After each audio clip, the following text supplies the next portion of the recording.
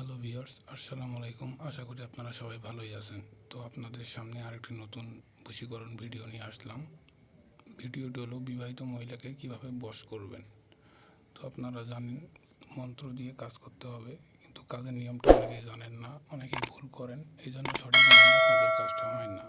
তো আমি আপনাদের যেভাবে বলবো সেইভাবে যদি কাজটা করেন তো ইনশাল্লাহ আপনারা কাজের যথাযথ ফলাফল পাবেন। কাজটি করার সময় যদি কোনো রকম ভুল করেন তাহলে কিন্তু হিতে বিপরীত হতে পারে, আপনাদের বড় কোনো সমস্যা হতে পারে। এই জন্য জিনিসটি ভালো করে বুঝে শুনে কাজটি করবেন।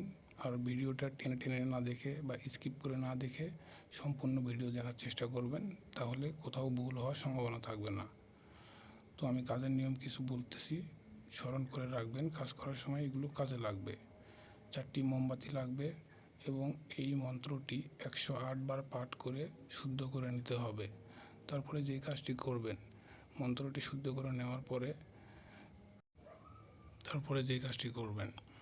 মন্ত্রটি আগুনে পুড়িয়ে সেই ছাইগুলো একটি কাপড়ে, লাল কাপড়ে বা কালো কাপড়ে পেঁচিয়ে নিয়ে যাকে বশ করবেন তার বাসার দরজার সামনে পুঁতে রাখতে হবে।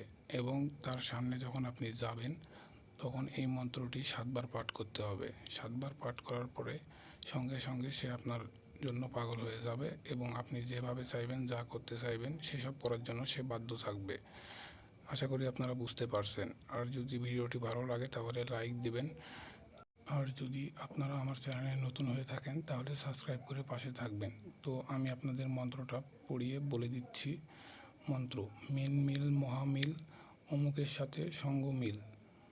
এইখানে যে অমুক লেখা আছে, যাকে বশ করবেন সেই কাঙ্ক্ষিত ব্যক্তির নাম দিতে হবে, তাহলেই সে বশীভূত হবে। আর যদি কোনো রকম সমস্যা হয় তাহলে আমার ইমো নাম্বার দেওয়া আছে, আপনারা সেখানে আমার সাথে যোগাযোগ করতে পারেন।